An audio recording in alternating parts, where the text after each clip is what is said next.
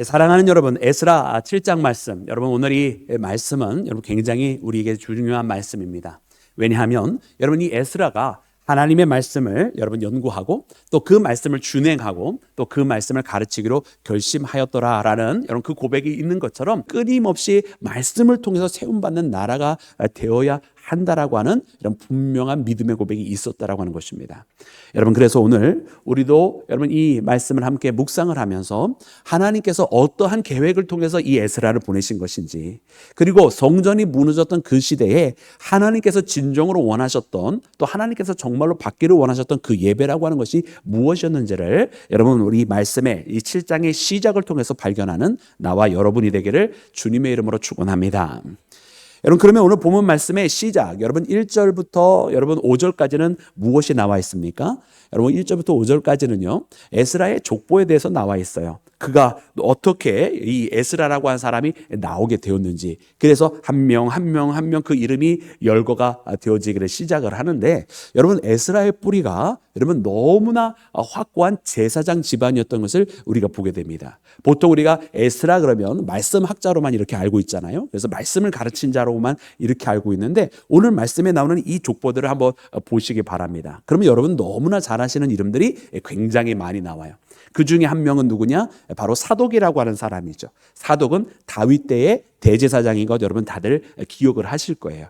그리고 또 누가 나옵니까? 또 아히둡도 나와요. 아히둡은 엘리의 손자고요. 그리고 또 우리가 알만한 사람이, 가장 우리가 모두가 확실하게 알만한 사람이 누구냐면 바로 아론이 나옵니다. 그래서 아론으로부터는 제 16대 손이 된다라고 말씀에 기록을 하고 있어요.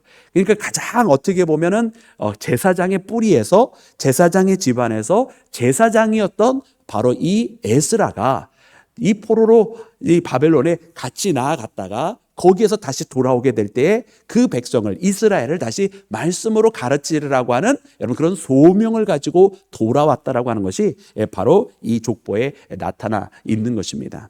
그래서 우리는 이 에스라의 족보를 보면서 무엇을 깨닫느냐면, 이것은 우연이 아니라 하나님께서 오래도록 준비하신 것이다.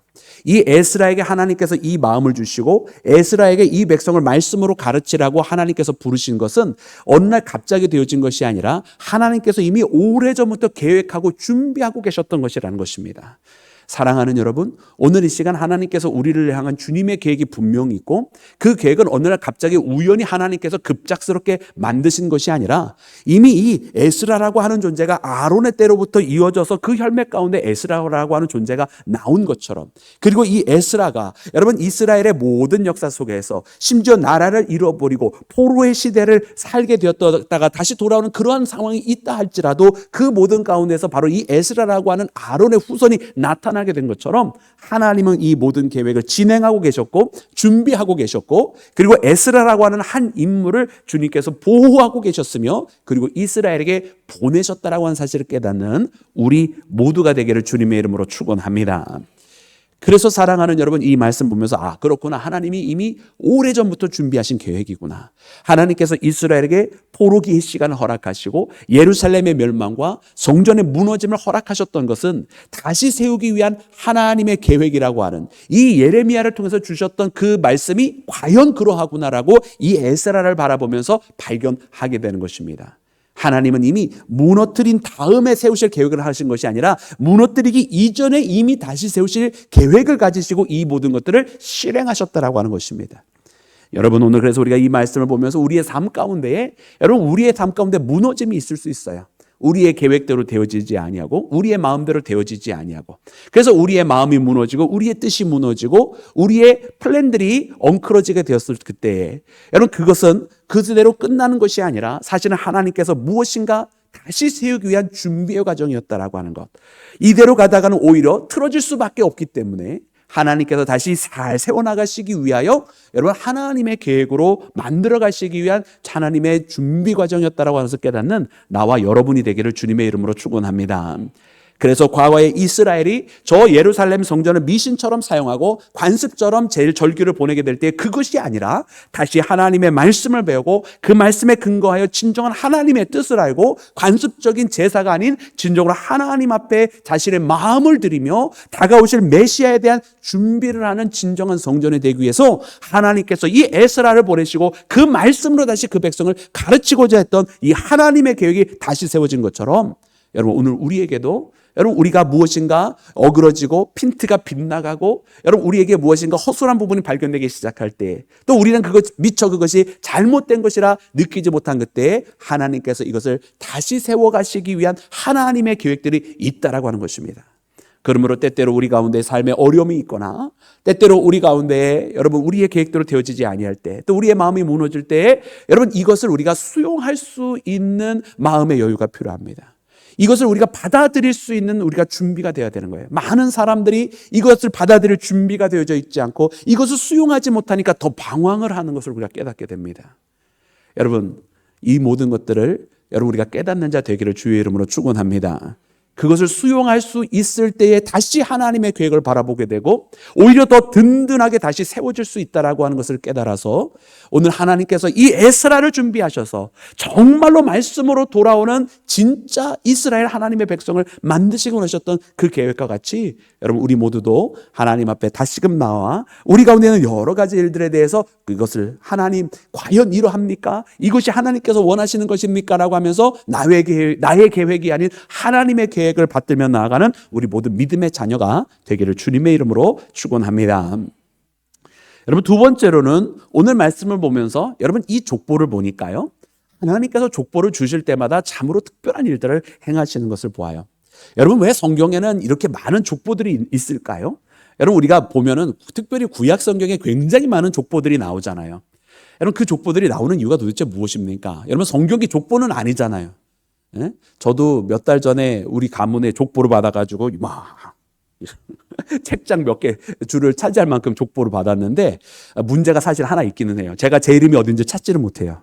그래서 그걸 빨리 배워야 되는데 아니 이런 족보들을 도대체 왜 만드냐고요. 전부 다 뭐 이름들밖에 쫙 없는데 말이죠.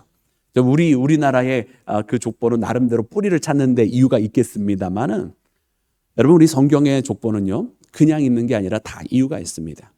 하나님께서 이 족보를 성경 가운데 허락해 주실 때마다 사실은요 새로운 시작을 알릴 때 하나님께서 족보를 쓰게 하셔요.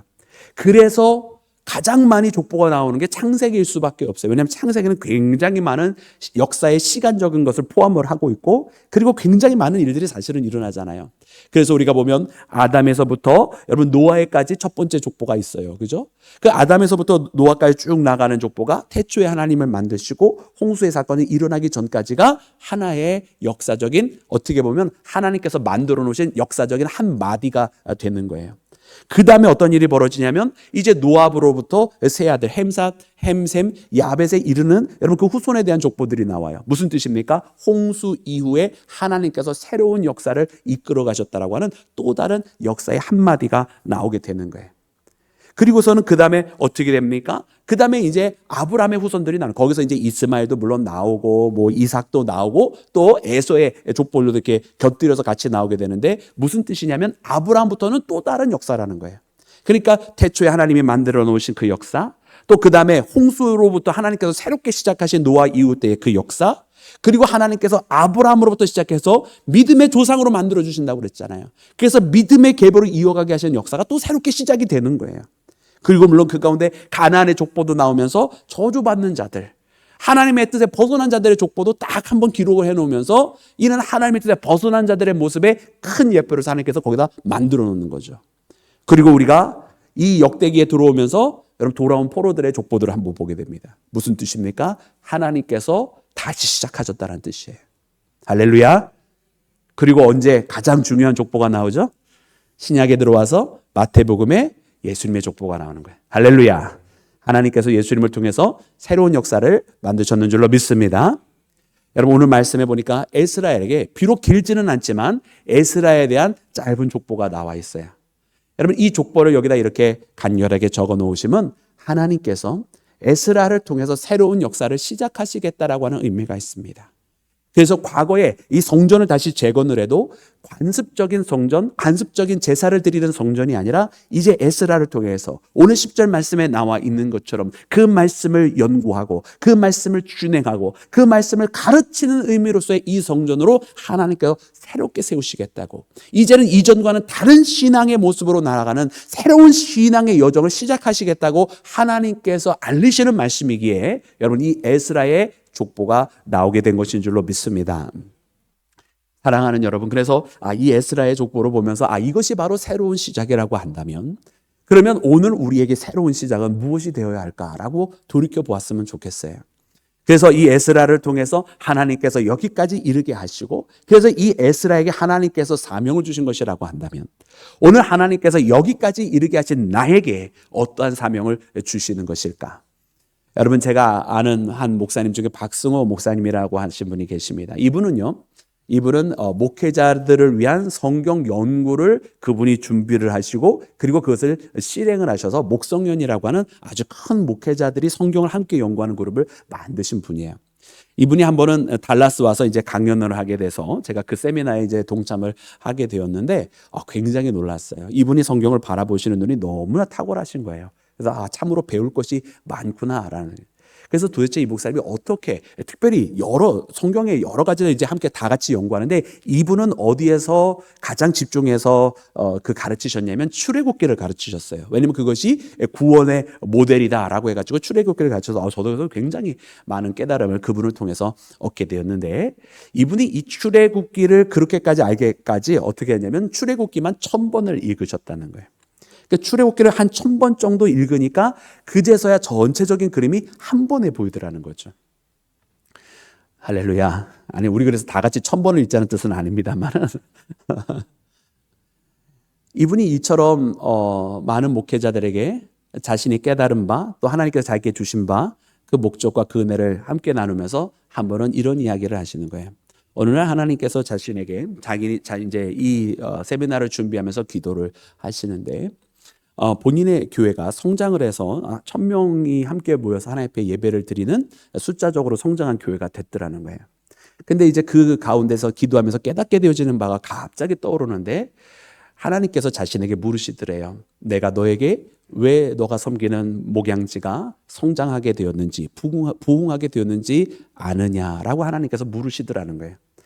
자기는 여태까지 말씀 연구하고 이것을 계속 가르치는 데에 매진하고 있었지, 왜 자신이 섬기는 그 목양지가 부흥하게 되었는지는 사실은 깊이 생각하고 있지 않았었다라는 거죠. 그래서 어느 날 기도하면서 그와 같은 하나님의 물으심이 있기로, 그래서 그 말씀을 생각을 하다 보니까 깨달아지게 된 것이 한 가지 생겨지더라는 거예요. 그것이 무엇이냐면 바로 하나님께서 내 마음 가운데 주신 것은 이 땅에 있는 많은 목회자들이 더 말씀을 사모하고 더 말씀 가운데 깊이 들어가야만 하겠고, 그래서 목회자들이 이 강단에 서게 되었을 때에 정말 마음에 깨달아진 바를 그 강단에서 전파하고 전달할 수 있어야 되겠다라고 하는 그 마음이 생겼는데, 자기의 목소리를 누가 들어주겠느냐라는 거예요. 그래서 사람들이 나와 함께 하시는 그 하나님의 모습을 처음부터 바라보는 것은 아니니까 하나님께서 그 사명을 맡기시려고 먼저 그 목양지를 부흥시켜 주셨다라고 하는 깨달음을 얻었다라는 거예요. 그래서 하나님께서 그냥 부흥시킨 게 아니다, 그냥 단순한 내 노력의 결과가 아니라, 내가 열심히 해서 하나님께서 복 주신 것으로 주신 것이 아니라, 하나님께서 하나님의 일을 하시려고, 하나님께서 하나님의 목적을 이루시려고 그 통로로서, 그 과정으로서 주신 것이라고 하는 것을 깨닫게 되었다라는 거예요. 할렐루야. 여러분, 이분은요 하나님의 목적을 발견한 거예요. 그래서 더욱더 하나님을 의지하고 이 일에 매진할 수 있게 되었다라고 하는 고백을 하셨습니다. 여러분, 오늘 우리도 알아야 되는 게 있어요. 그건 뭐냐면, 우리는 항상 주님 앞에 우리의 필요한 것을 구하기만 할 때가 있어요. 하나님, 저 이것이 필요합니다. 이것이 필요합니다. 이거 도와주세요. 저거 주세요. 근데 여러분, 그것 이전에 우리는 하나님의 목적을 먼저 깨달아야 돼요. 하나님께서 이것을 통해서 무엇을 하기를 원하시는지. 여러분, 하나님의 목적이 있으면 그 하나님의 목적 가운데로 나아가는 자를 하나님께서 왜 안 붙들어 주시겠어요? 이것을 줘도 우리가 하나님의 목적대로 살지 않고 우리의 목적대로 살아가니까 하나님께서 그것이 오히려 우리에게 독이 된다 생각하시고 안 주시는 것은 아닐까요? 여러분, 우리 만약 사랑하는 교회를 위해서 우리 함께 기도하고 우리 사랑하는 교회를 위해서 우리가 함께 가지고 있는 믿음의 고백들을 다 가지고 있습니다. 여러분, 이것을 우리가 왜 해야 됩니까? 단순히 우리가 숫자가 늘기 위해서 필요한 일입니까? 아니면 우리 좋자고 하는 일입니까? 여러분, 그래서는 일이 이루어지지 않습니다. 하나님께서 우리를 부르신 하나님의 목적이 있는데 그 목적을 깨닫고 하나님께서 원하시는 그 마음을 우리가 가질 때에 여러분, 우리가 이 일을 이룰 수 있는 줄로 믿습니다. 사랑하는 여러분, 또한 오늘 말씀을 통해서 보니까 이 말씀은 우리가 계속해서 반복하고 있는데 함께 이 말씀을 합독해서 읽어볼까요? 우리 6절부터 10절까지 말씀입니다. 오늘 본문 말씀의 핵심인데요. 우리 다 같이 6절부터 10절 말씀 함께 합독하고 말씀 우리 나누겠습니다. 시작. 이 에스라가 바벨론에서 올라왔으니 그는 이스라엘의 하나님 여호와께서 주신 모세의 율법에 익숙한 학자로서 그의 하나님 여호와의 도우심을 입음으로 왕에게 구하는 것을 다 받은 자였더니 아닥사스다 왕 제7년에 이스라엘 자손과 제사장들과 레위 사람들과 노래하는 자들과 문지기들과 느디닌 사람들 중에 몇 사람이 예루살렘으로 올라올 때 이 에스라가 올라갔으니 왕의 제7년 다섯째 달이라. 첫째 달 초하루에 바벨론에서 길을 떠났고 하나님의 선한 손에 도우심을 입어 다섯째 달 초하루에 예루살렘에 이르니라. 에스라가 여호와의 율법을 연구하여 준행하며 율례와 규례를 이스라엘에게 가르치기로 결심하였었더라. 아멘. 아멘. 할렐루야. 여러분, 이 말씀 여러분 우리가 함께 다시 읽으면서 특별히 6절과 10절을 여러분 눈여겨 보셔야 되는데요. 이 6절과 10절의 말씀을 보면은 여러분 두 가지가 여러분 겹쳐져서 계속 나오고 있습니다. 하나는 여러분 왕의 도움이라고 하는 것이 나와요. 아닥사스다의 도움이거든요. 그리고 다른 한편으로 이것과 병행이 되는 것이 하나님의 손입니다. 하나님의 손. 그래서 하나님의 손길로 되어졌다라고, 하나님의 도우심으로 되었다라고 하는 것이 같이 나와요. 그러니까 즉 다시 말하면 이 두 가지가 병행이 되는 것은 어떤 뜻이냐면 하나님의 손에 의해서 왕이 붙들려서 같이 움직인 거예요. 궁극적으로는 하나님께서 일하신 건데 겉으로 나타난 것은 왕의 도움이었고요. 외면적으로 사람이 만나는 것은 아닥사스다의 도움이었지만 실제로는 하나님께서 움직이고 계셨다라고 하는 이 믿음의 고백이 여러분 이 가운데 나타나 있는 것입니다. 근데 여러분 이 말씀이 얼마나 아이러니한지 몰라요. 왜 아이러니하냐면 여러분 아닥사스다가 누굽니까? 여러분 아닥사스다가요. 여러분 그 유다와 베냐민의 여러분 그 대적들이 여러분 그 밀모를 해가지고 여러분 그 서신을 보내가지고 성전을 멈추어 달라고 했을 때, 아니 성곽을 성읍 짓는 것을 멈추게 해달라고 했었을 때에 여러분 그것을 허락한 왕이 바로 아닥사스다 왕입니다. 즉 다시 말하면요, 예루살렘이 다시 재건되어지고 그 성곽을 다시 둘러싸는 일이 이러면 에스라 느헤미야 때 일어나는 일인데 여러분 그것을 멈추게, 잠시나마라도 멈추게 했었던 왕이 아닥사스다라는 말이에요. 그런데 여러분 어떤 일이 벌어졌어요? 그것을 멈추게 했던 왕이 아닥사스다지만 그것이 그의 여러분 초기 때에 일어난 사건이었는데 그런데 이 모든 것을 다시 허락하고 그래서 느헤미야를 통해서 성곽이 다시 이제 재건이 되어지고 그리고서는 이 에스라에게 말씀을 가르치도록 돕기를 했던 그 모든 밑바닥에서 일을 했었던 사람이 또 아닥사스다라는 말이에요. 그러니까 참 말씀이 아이러니하다. 여러분 이 말씀을 통해서 보면 하나님께서 이렇게 역사하시는구나. 때로는 우리를 방해하는 자들이 우리를 돕는 자가 되게 하시는 것을 우리가 발견합니다. 할렐루야. 그래서 하나님의 역사는 놀라운 거라는 거예요. 결국은 우리 눈에 보이는 아닥사스다가 있지만 이 아닥사스다는 방해자였었어요. 하지만 방해자가 오히려 돕는 자가 되게 하시는 것. 이것은 바로 하나님의 손길이 뒤에서 움직이고 계셨기 때문이라고 하는 것입니다. 아멘이십니까? 여러분 그렇다라고 한다면 이제는 우리가 믿음의 눈을 떠야만 할 줄로 믿습니다. 여러분 우리는 우리 눈에 보였을 때 방해자가 있고 방해거리도 있고 걸림돌이들이 있어요. 근데 그 걸림돌이 아니라 도리어 우리를 돕는 디딤돌이 되고 버팀목이 될 수 있는 거 여러분 하나님께서 움직이시면 다 이루어진다고 하는 사실을 우리가 깨달아야 할 줄로 믿습니다. 여러분 바울이라고 하는 사람이 어떤 사람이었습니까? 여러분 바울이라고 하는 사람이 그의 이름이 사울이던 시절에 여러분 자기에게 조서를 달라고 그래가지고서 멀리 있었던 담메색에까지 가가지고 거기에서 예수를 믿는다고 하는 사람들이 있으면 다 잡아오려고 했었던 악독한 사람이었어요. 거기에서 스데반이라고 하는 사람도 여러분 스데반이 죽었을 때 거기에 누가 있었어요? 거기에 사울이 있었어요. 여러분 스데반을 죽일 때 사람들이 얼마나 악독했습니까? 돌을 들고 스데반을 쳐 죽이는데 여러분 성전으로 들어가는 입구를 틀어막고 그것을 했다는 거예요. 왜 그랬어요? 성전으로 들어가서 제단의 뿔을 붙잡으면 여러분 아무도 죽이지 못하게 되어 있었기 때문에 아니 그 돌판 매제를 당하다가 행여라도 성전에 도망가서 그 제단의 뿔을 붙잡고 이 사람을 죽이지 못하게 될까 봐 성전으로 들어가는 문을 막아놓고 스데반을 돌로 쳐 죽인 거거든요. 그 정도로 악독했던 사람이 여러분 바로 사울, 나중에 바울이 된 것입니다. 근데 이 바울을 성경은 이렇게 기록하고 있습니다. 우리 사도행전 9장 15절 말씀인데요. 다메섹에서 예수님을 만나고 예수님께서 하신 말씀이에요. 우리 사도행전 9장 15절 말씀을 함께 합독해서 읽어보겠습니다. 시작. 주께서 이르시되 가라, 이 사람은 내 이름을 이방인과 임금들과 이스라엘 자손들에게 전하기 위하여 택한 나의 그릇이라. 아멘. 아멘. 여러분 아나니아에게 여러분 하신 말씀입니다. 이방을 위하여 택한 나의 그릇이라. 여러분 아마 아나니아는요 기절초풍했을 겁니다. 아니 하나님 사람이 없어서 저 살인자를 쓰십니까? 하나님 사람이 없어서 우리의 원수 같은 저 사울을 쓰시겠다는 말씀입니까? 그런데 주님은 말씀하십니다. 가라, 내가 택한 나의 그릇이다. 여러분 하나님의 계획은 종종 우리의 생각과 방법을 뛰어넘어서 역사하십니다. 하나님은 우리의 인간의 판단과는 너무나 다른 하나님만의 계획을 가지고 계십니다. 그리고 진정 여러분 이 사도 바울은 다른 제자들도 하지 못했던 수많은 지역을 다니면서 교회들을 세우고 수많은 지역에 주님의 말씀을 전파하는 서신들을 쓰고 그리고 그 많은 말씀들이 우리 가운데 지금 신약성경으로 남아 있는 것을 여러분 우리가 발견하게 됩니다. 어떻게 가능했습니까? 한때 살인자였던 이 사울을 통해서 하나님께서 역사하신 것입니다.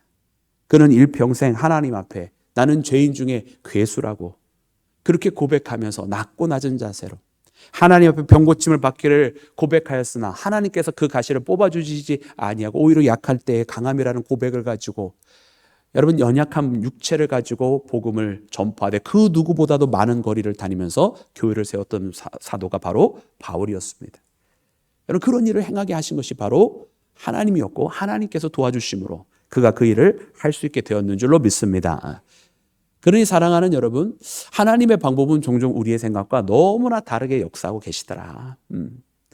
여러분 오늘 말씀에도 보면 이 에스라를 결국 보내는데요. 이 에스라는 누굽니까? 6절 말씀에 있는 것처럼 왕에게 구하면 다 받는 자라는 거예요. 근데 그 왕의 이름을 보고 깜짝 놀라는 거예요.